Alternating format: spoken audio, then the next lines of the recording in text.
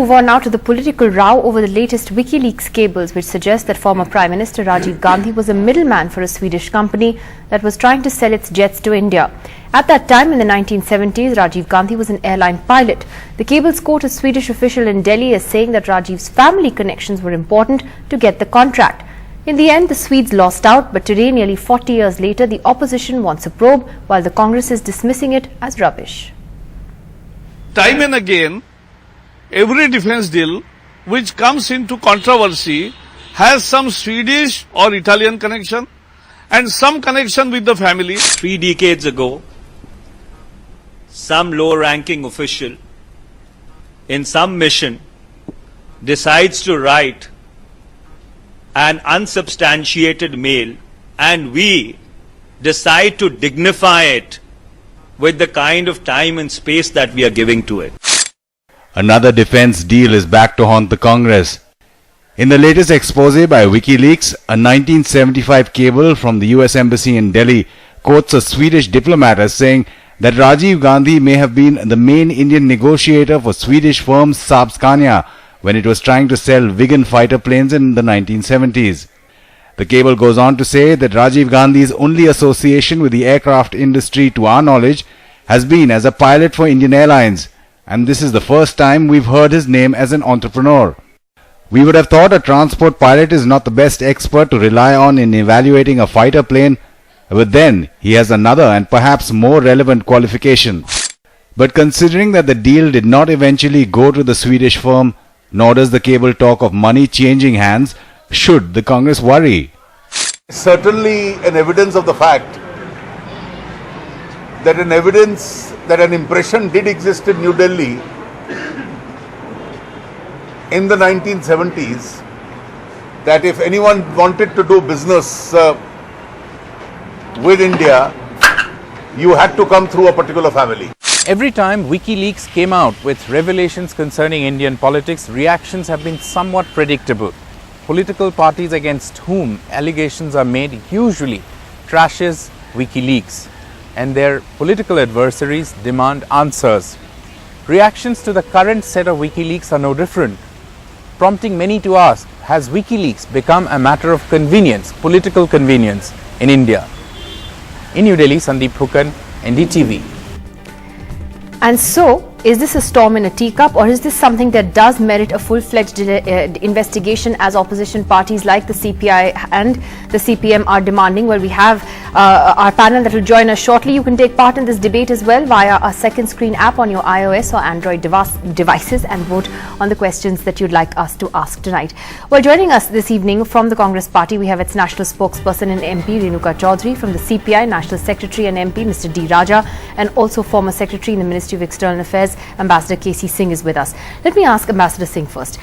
Praveen Swami wrote on this yesterday, saying there's a lot of smoke in this story, but no fire, not even the hint of a cigar. Do you agree with that, or how do you look at it? See, firstly, the tendency of any political party is to attack the messenger when the message comes. So I think the problem is not WikiLeaks, because a number of these WikiLeaks where I figure for a subsequent period, and I find they're reasonably accurate. They're accounts of the US diplomats who met you, and largely factual accounts of whatever they have heard. So let's leave that aside. But let's go to the context that 75 was a period when the emergency was on, and the Gandhi couple that was calling the shots was not Mr. Rajiv Gandhi and Sonia Gandhi, it was Sanjay and Menika. And everybody knew it in town. They're the ones who were really into the political process.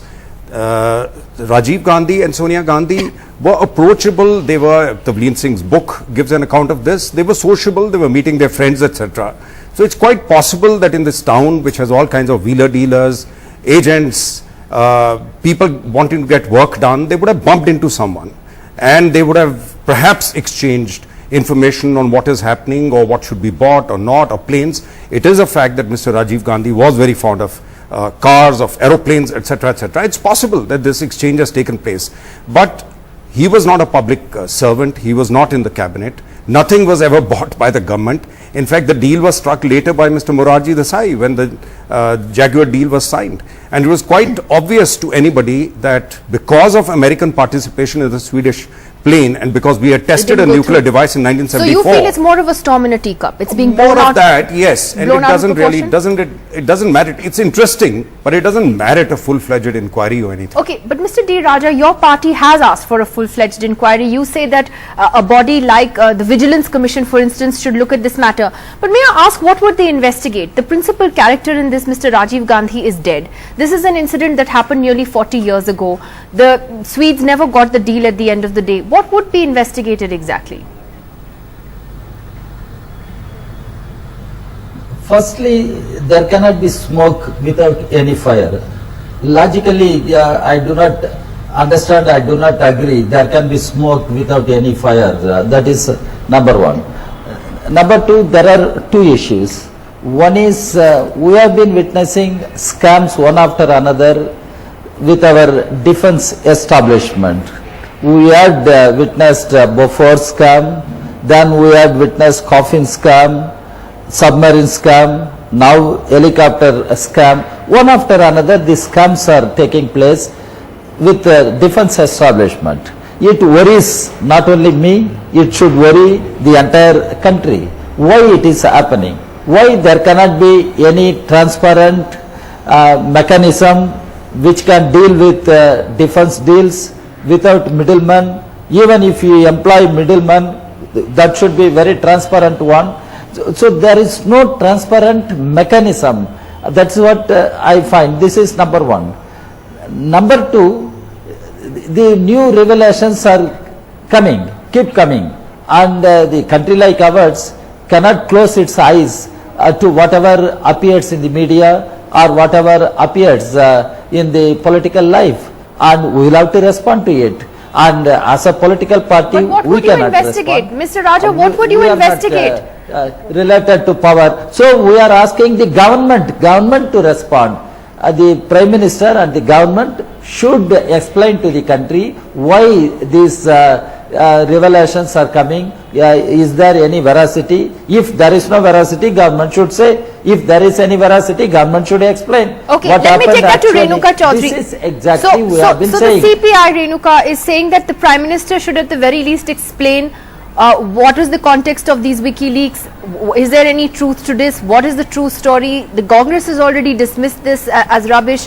What would you say to the CPM's request today? The CPI's request. I think we should look at it on a broader canvas. If you look at it, the cable itself categorically says that there was nothing in it, no additional information to either refute or confirm. No equipment was bought, and this is history.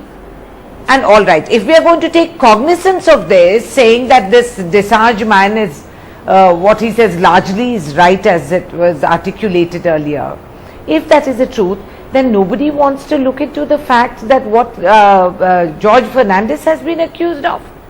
I think that is a far more terrifying thing. Let's talk about Rajiv No, Gandhi. it's not.